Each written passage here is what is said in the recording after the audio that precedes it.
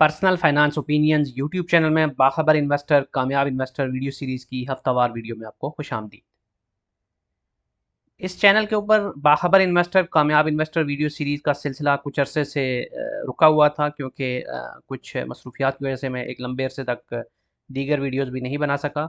तो अब कोशिश होगी कि इस सेगमेंट को भी बाकायदगी के साथ वीकली बेसिस पे आपके सामने लाया जाए।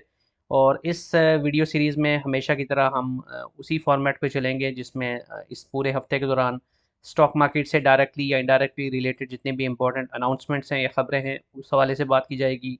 साथ साथ ओवरऑल जो पाकिस्तान स्टॉक मार्केट में KSE 100 इंडेक्स की मूवमेंट रही उसको डिस्कस करेंगे। इसके अलावा डॉलर के मुकाबले में रुपए की जो कदर है उसका क्या रुझान रहा इस हफ्ते के दौरान उसको भी डिस्कस करेंगे, और पाकिस्तान के जो फॉरेक्स के रिजर्व्स हैं वो किस रुख पे इस वक्त चल रहे हैं उस हवाले से भी बात करेंगे। इस वीडियो सीरीज़ का मकसद यही होता है कि आपको पाकिस्तान स्टॉक मार्केट और पाकिस्तान की इकानमी से रिलेटेड वो सारी खबरें और अनाउंसमेंट्स हैं उस हवाले से बाखबर रखा जाए, जो कि आपकी इन्वेस्टमेंट जर्नी के ऊपर डायरेक्टली या इनडायरेक्टली असरअंदाज हो सकती हैं।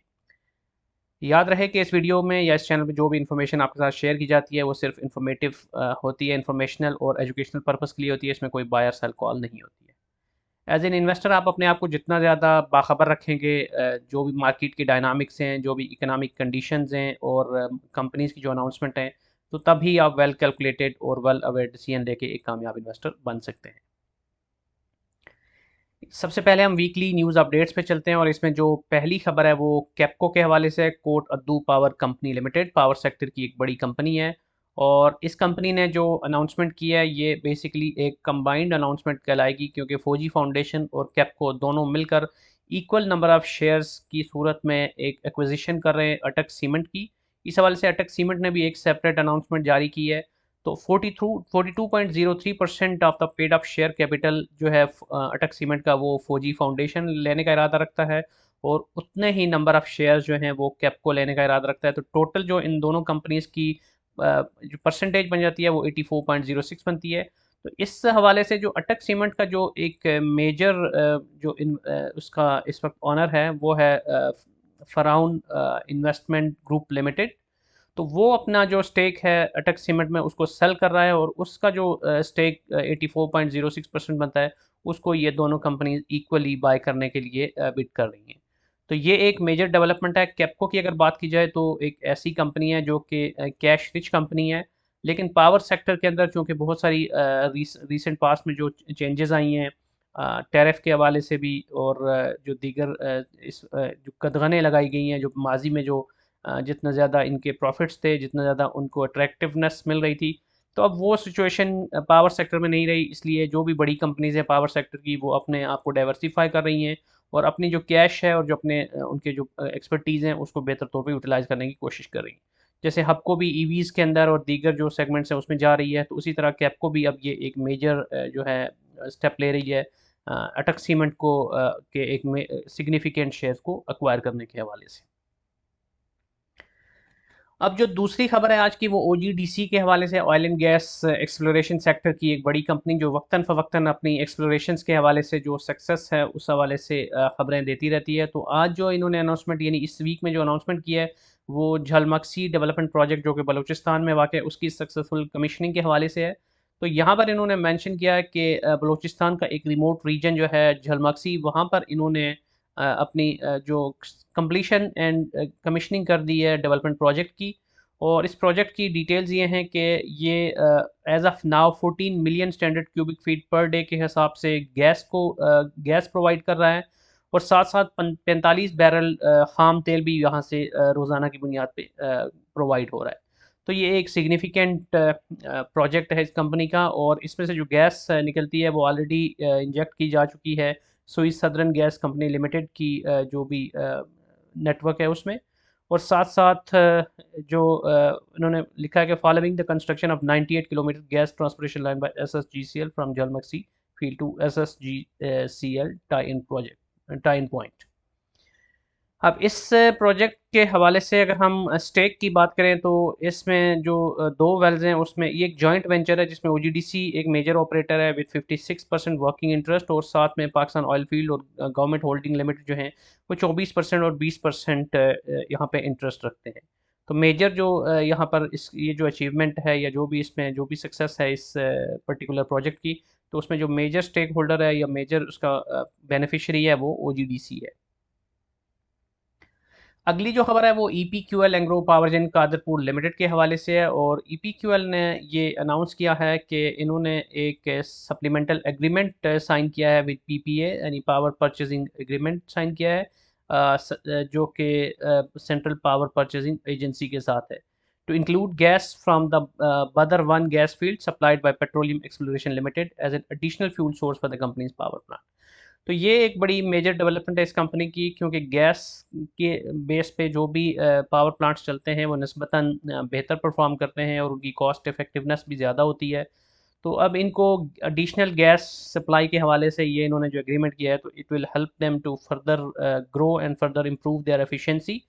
और इसमें इन्होंने फर्दर डिटेल्स भी दिए हैं कि company had earlier entered into a gas supply agreement with Petroleum exploration Limited on August 5 2024 which was subject to amendment of the PPA to incorporate the gas supply arrangement। तो अब ये जो gas supply होगी इनकी, तो इसकी वजह से जो पॉजिटिव इम्पैक्ट है इस कंपनी के रिजल्ट्स पे वो भी हमें फ्यूचर में देखने को मिलेगा। जो अगली खबर है वो वाफ़ी एनर्जी पाकिस्तान लिमिटेड, जो कि पहले शेल पाकिस्तान कहलाती थी, उसके हवाले से है। और इनकी जो बोर्ड मीटिंग हुई है उसमें इन्होंने उसके हवाले से अनाउंसमेंट ये जारी की है कि the board has in principle authorise the management to pursue potential investment और acquisition opportunities in the oil marketing sector.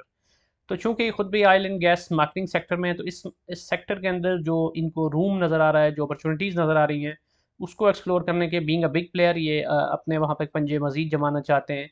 तो इसमें कुछ पोटेंशियल इन्वेस्टमेंट्स हैं या एक्विजिशंस हैं, तो उस हवाले से बोर्ड ने मंजूरी दी है कि ये कंपनी उस हवाले से परसू कर सकती है।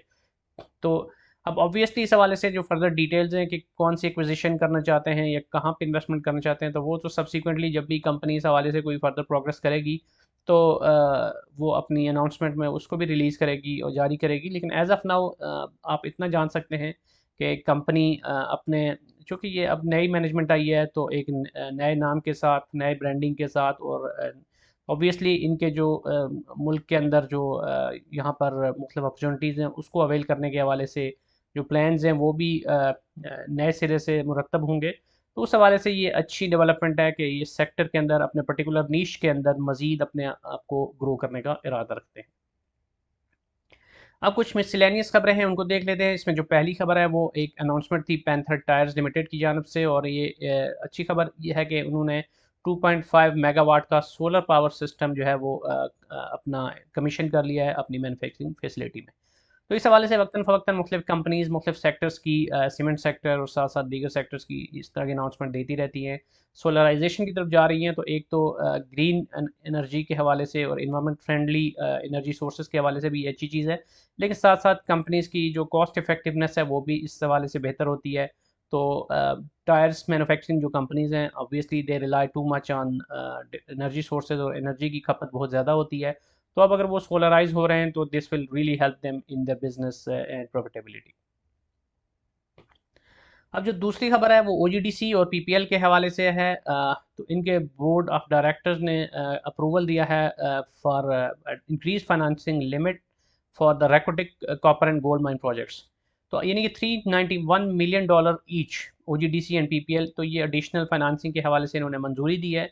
तो रेकोटिक कॉपर एंड गोल्ड प्रोजेक्ट जो है this is very futuristic project, और इसमें जितनी भी इन्वेस्टमेंट्स कंपनीज कर रही हैं, तो if this goes as expected, तो this will really help this companies as well as overall economy of the country to grow substantially in future. तो उस हवाले से अब इन कंपनीज ने ये जो मंजूरी दी है, तो this again shows the seriousness of the government as well as seriousness of this companies toward this major project.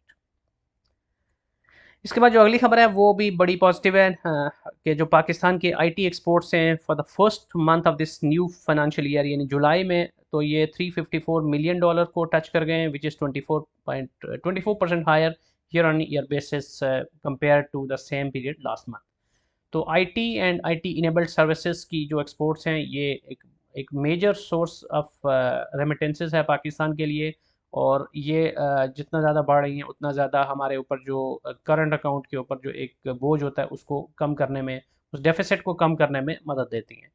तो this is good on and अभी recently systems limited being the biggest IT company in Pakistan, तो उसके जो results हैं वो भी काफ़ी हौसला अफजा थे। तो ओवरऑल देखा जाए तो फ्रीलांसिंग इंडस्ट्री और दीगर जो आईटी सेक्टर्स हैं, सेक्टर की कंपनीज हैं, वो अच्छा परफॉर्म कर रही हैं। और if government keeps on giving them opportunities, और आईटी का इंफ्रास्ट्रक्चर, नेटवर्क और टेलीकॉम की जो सर्विसेज हैं और इससे रिलेटेड जितनी भी टेक्नोलॉजीज़ हैं, उस हवाले से अगर ऑप्टिमल डिसीजन लिए जाते हैं, अच्छी अपॉर्चुनिटी प्रोवाइड की जाती है, तो फिर आईटी सेक्टर पाकिस्तान में मज़ीद बूम कर सकता है। अब हम रिजर्व्स की सूरत हाल अगर देखें, 20 जून से लेके 15 अगस्त तक का डेटा है, तो प्रिटी कंसिस्टेंट हम देख रहे हैं। 19 बिलियन डॉलर के आसपास ही एक लंबे अरसे से हवर अराउंड कर रहे हैं हमारे reserves. This is cumulative reserves of commercial banks plus state bank. तो इसमें अगर देखा जाए तो एज ऑफ नाउ कोई ऐसा सच कोई बहुत बड़ा ना तो डिक्लाइन हमें देखने को मिल रहा है और ना ही कोई बहुत बड़ा इसके अंदर इजाफा हमें देखने को मिल रहा है। तो प्रिटी मच स्टेबल सिचुएशन है इस वक्त। दूसरा, आईएमएफ के साथ भी हमारा जो माहिदा है वो इंटैक्ट है, उसकी भी सब्सिक्वेंट ट्रांचेस हमें मिलेंगी। प्लस जो एशियन डेवलपमेंट बैंक या इस्लामिक डेवलपमेंट बैंक या वर्ल्ड बैंक है, उसकी तरफ से भी डिफरेंट प्रोजेक्ट्स की मद में वक्तन फ़वक्तन हमें अच्छी खबरें मिलती रहती हैं। रेमिटेंसेस के नंबर्स भी काफ़ी इम्प्रूव्ड हैं, और साथ साथ जो आईटी एक्सपोर्ट्स या दीगर एक्सपोर्ट्स हैं वो भी अच्छा परफॉर्म कर रही हैं। और जो इम्पोर्ट्स हैं उसके ऊपर भी काफ़ी हद तक कंट्रोल रखा हुआ है इस वक्त इदारों ने। तो ओवरऑल देखा जाए तो this particular side we are in a better situation as of now. अब उससे भी ज़्यादा हौसला अफजा चीज़ अगर आप यहाँ पे देखें तो डॉलर की के मुकाबले में जो रुपए की कीमत है वो मुसलसल मुस्तहकम हो रही है पिछले कुछ अरसे से। ये एक महीने का डेटा आपके सामने है। और 28 जुलाई को 283 रुपये 21 पैसे पे था एक डॉलर, और वो मुसलसल कम होते होते इस वक्त 281 रुपये 90 पैसे पे है। तो this is very good and positive breakthrough, और मुसलसल रुपए की कीमत में बेहतरी आ रही है। ऑलराइट, अब हम मज़ीद आगे बढ़ते हैं वीडियो में और KSE 100 इंडेक्स की सूरत हाल का जायज़ा लेते हैं। तो बहुत ही हौसला अफजा सूरत हाल हमें यहाँ पर भी नज़र आ रही है। इंडेक्स ने 150,000 का हिस्सा भी अबूर किया। आल दो कि यहाँ पर आपको 21 और 22 की, यानी थर्सडे और फ्राइडे की जो कैंडल्स हैं वो रेड नज़र आ रही हैं और मार्केट में कुछ करेक्शन देखने को मिली है। लेकिन ओवरऑल देखा जाए तो इस हफ्ते के दौरान स्टॉक मार्केट ने बहुत अच्छा परफॉर्म किया। पहले 3 दिन खासतौर पे बहुत ही ज़बरदस्त रैली हमें देखने को मिली और एक वक्त पे इंडेक्स 151 के करीब था।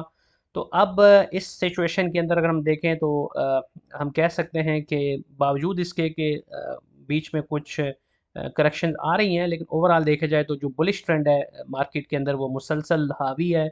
और मार्केट में वॉल्यूम्स भी कदरे बेहतर हैं, हाल तो कोई एक्स्ट्राऑर्डिनरी नहीं है, लेकिन still on a better shape.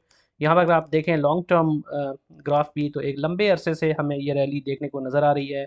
और इंडेक्स जो है वो मुसलसल एज़ पर एनालिस्ट एक्सपेक्टेशंस, और जिस तरह 1 साल पहले हम कह रहे थे कि इंडेक्स 110 को क्रॉस करेगा, फिर 120 के बारे में फोकास्ट थी, तो उसी हिसाब से इंडेक्स मुसलसल ऊपर जा रहा है। और इंडिविजुअल कंपनीज़ की वैल्यूएशन भी काफ़ी बेहतर हो रही हैं। और अभी चूँकि रिजल्ट्स का सीज़न है, तो हम देख रहे हैं कि बैंकिंग सेक्टर के रिजल्ट्स थोड़े से कमज़ोर होते हुए नज़र आ रहे हैं इंटरेस्ट रेट नीचे गिरने की वजह से। लेकिन इसके बावजूद जो डिविडेंड्स हैं वो काफ़ी हौसला अफजा हैं। और साथ साथ जो बाकी सेक्टर्स की कंपनीज़ हैं वो भी निस्बतन बेहतर परफॉर्म कर रही हैं।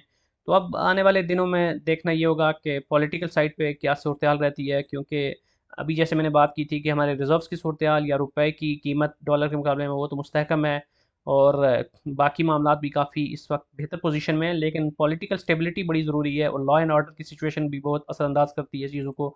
साथ साथ रिसेंटली जो फ्लड्स आए हैं और अभी भी आने वाले दिनों में मजीद उस हवाले से खदशात का इज़हार किया जा रहा है। तो ये फ्लड्स और ये सूरत हाल जो है ये भी काफ़ी हद तक मुतासर कर सकती है, ख़ासतौर पे हमारा एग्रीकल्चर सेक्टर को, जिसका फिर डायरेक्ट असर जो फर्टिलाइज़र सेक्टर की कंपनीज़ हैं उस पे होता है।